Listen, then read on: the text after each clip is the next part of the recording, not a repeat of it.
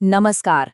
आज हम एक बड़ी मजेदार कहानी देखने वाले हैं जो हमारी सोच के आम तरीकों को आप कह सकते हैं एक चैलेंज देती है। कहानी का नाम है 3 विचित्र वरदान। ये कहानी एक बहुत गहरा सबक सिखाती है कि कभी-कभी जो रास्ते सबसे अजीब लगते हैं ना, असल में वही सबसे बड़ी कामयाबी तक ले जाते हैं। तो कहानी की शुरुआत ही एक बड़े दिलचस्प सवाल से होती है। सोचिए, एक ऐसी मुश्किल जिसे पूरी की पूरी सेना भी हल न कर पाए, उसे कोई मामूली सा छोटा सा इंसान कैसे सुलझा सकता है? भाई, यही वो सवाल है जो इस पूरी कहानी की जान है, और इसका जवाब यकीन मानिए बड़ा हैरान करने वाला है। तो चलिए सीधे कहानी के पहले हिस्से में चलते हैं। एक ऐसा शाही संकट जो लगभग नामुमकिन था। यहीं से सारा किस्सा शुरू होता है। हुआ ये कि राज्य की सबसे कीमती चीज नीलमणि एक किले की बहुत मोटी और मजबूत दीवार के अंदर कहीं खो गई थी। अब ये कोई आम मणि नहीं थी, ये इतनी बेशकीमती थी कि इसकी कीमत पूरे राज्य के खजाने से भी कहीं ज्यादा थी। और इसे निकालना मतलब एकदम नामुमकिन लग रहा था। राज्य के जो सबसे काबिल लोग थे ना, वो भी फेल हो गए। क्यों? क्योंकि दीवार में दरार तो थी, पर इतनी बारीक कि उसमें उंगली तक नहीं घुस सकती थी। और दीवार को तोड़ना तो सवाल ही पैदा नहीं होता, क्योंकि ऐसा करने से तो पूरा किला ही ढह जाता। मतलब सिपाही हों या इंजीनियर, सबने हाथ खड़े कर दिए। 3 दिन बीत गए और सबने मान लिया था कि अब कुछ नहीं हो सकता।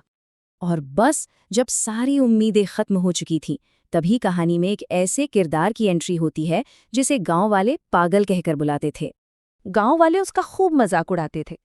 आपस में कहते, अरे देखो इस पागल को, दिन भर तो जंगल में घूमता रहता है और रात को देखो तो इस सूखे कुएं से बातें करता है। मतलब इस एक बात से ही पता चलता है कि लोग चिंटू को कितना कम समझते थे। और ऐसे माहौल में चिंटू नाम का एक गरीब दुबला पतला सा लड़का सबके सामने आता है और दावा करता है कि वो उस मणि को निकाल सकता है। जरा सोचिए तो, जहां बड़े बड़े ज्ञानी और योद्धा हार मान चुके थे, वहां एक लड़का जिसे सब पागल समझते थे, वो ये चुनौती स्वीकार कर रहा था। पर सवाल ये है कि चिंटू में इतना आत्मविश्वास आया कहाँ से? इसका राज उसकी जिंदगी के एक पुराने किस्से में छिपा है। वो 3 अजीबोगरीब वरदान। कुछ महीने पहले की बात है। चिंटू को एक साधु मिले थे जो उसकी सेवा से इतने खुश हुए कि उसे कोई भी वरदान देने को तैयार हो गए। साधु ने उसे अमरता का वरदान देना चाहा, मतलब हमेशा जिंदा रहने का वरदान। पर चिंटू ने क्या मांगा? उसने मांगा कि वो एक चींटी जितना छोटा हो सके। है ना अजीब बात? साधु भी हैरान रह गए, लेकिन चिंटू का जो तर्क था ना, वो बड़ा गहरा था। उसने कहा, देखिए, बड़ा बनकर दूसरों को हराना तो आसान है, पर असली बुद्धिमानी तो छोटा बनकर हर खतरे से बच निकलने में है। क्या सोच थी! मतलब ये एक परफेक्ट एग्जाम्पल है out of the box thinking का, जहां ताकत साइज में नहीं बल्कि सिचुएशन के हिसाब से खुद को ढाल लेने में है। अब आते हैं दूसरे वरदान पर, और ये तो पहले वाले से भी ज्यादा अजीब है।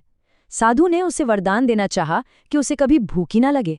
सोचिए, एक गरीब लड़के के लिए इससे अच्छा क्या हो सकता था? पर चिंटू ने फिर कुछ और ही मांगा।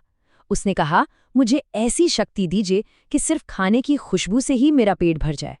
और इसके पीछे की वजह थी उसका आत्मसम्मान, उसकी डिग्निटी। उसने कहा, मैं भूखा रह सकता हूं, पर मैं मजबूर होकर किसी के सामने खाने के लिए हाथ नहीं फैलाना चाहता। ये बात उसकी आज़ादी और अपनी इज्जत की गहरी समझ को दिखाती है। और अब तीसरा और आखिरी वरदान। साधु ने उसे पूरा का पूरा राज्य या बेहिसाब दौलत देने की पेशकश की। कोई भी होता तो शायद यही चुनता, लेकिन चिंटू नहीं। उसने मांगा कि वो जमीन के 10 फुट नीचे तक देख सके। उसका लॉजिक क्या था? उसने कहा, दुनिया तो हमेशा ऊपर की चमक दमक देखती है, पर असली खजाने और मौके तो अक्सर जमीन के नीचे ही छिपे होते हैं। उसने दुनिया की दौलत नहीं मांगी, बल्कि वो देखने की ताकत मांगी जो किसी और के पास नहीं थी, छिपे हुए सच को जानने की ताकत। तो चलिए अब वापस आज में आते हैं। दीवार के सामने चिंटू खड़ा है और उसके पास हैं ये 3 अजीब से वरदान। अब वो वक्त आ गया था जब इन वरदानों की असली ताकत दुनिया को दिखने वाली थी। वही ताकत जिसे साधु ने भी नासमझी समझा था। और यहीं पर चिंटू का मास्टर प्लान काम आया।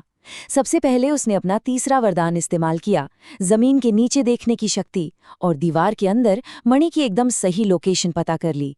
इसके बाद अपने पहले वरदान से वो एक चींटी जितना छोटा हो गया और उस पतली सी दरार में घुस गया जहां कोई और जा ही नहीं सकता था। अंदर कई दिन लगे और वो कमजोर पड़ने लगा, लेकिन तभी उसका दूसरा वरदान काम आया। बाहर पहरेदारों के लिए रखे खाने की खुशबू ने उसे फिर से ताकत दे दी, और बस उसी नई एनर्जी के साथ उसने नीलम मणि को बाहर की तरफ धकेल दिया। चिंटू ने वो कर दिखाया था जो नामुमकिन था, लेकिन कहानी यहाँ खत्म नहीं हुई। असली खजाना वो नीलम मणि नहीं थी, बल्कि वो समझदारी थी जिससे उसे हासिल किया गया। ये एक ऐसी सोच की जीत थी जो दुनिया की सोच से बिल्कुल अलग थी। राजा इतना खुश हुआ कि इनाम के तौर पर चिंटू को 1000 सोने की मुहरें और रहने के लिए एक अच्छा घर दिया। उसकी एक अलग सोच ने उसकी गरीबी को हमेशा के लिए दूर कर दिया। और गांव वाले, जो उसे हमेशा पागल कहते थे, अब उन्हें अपनी गलती का एहसास हो रहा था। उन्होंने माना, हम तो इसे हमेशा पागल समझते रहे, पर सच तो ये है कि यह हम सबसे ज्यादा समझदार निकला। लोगों का नजरिया पूरी तरह से बदल चुका था। जब बाद में चिंटू से उसकी कामयाबी का राज पूछा गया तो उसका जवाब बहुत ही सरल और गहरा था। उसने कहा, दुनिया में सबसे बड़ी ताकत पैसा या दौलत नहीं है, बल्कि सही समय पर सही फैसला लेने की समझ है। ये बिल्कुल वही बात है जिसे आजकल हम लैटरल थिंकिंग कहते हैं, मतलब किसी भी प्रॉब्लम को एक नए एंगल से देखना। और दूर खड़ा वो साधु जो ये सब देख रहा था, मुस्कुरा रहा था, उसने भी आज एक सबक सीखा था कि सच्ची बुद्धिमानी लालच में नहीं, बल्कि सही मौके पर सही नजरिया रखने में है। और यही इस कहानी का सार है। जिसने सही समय पर छोटा होना सीख लिया, वही जिंदगी में सबसे बड़ा बनता है। ये एक ऐसी बात है जो सोचने पर मजबूर कर देती है ना?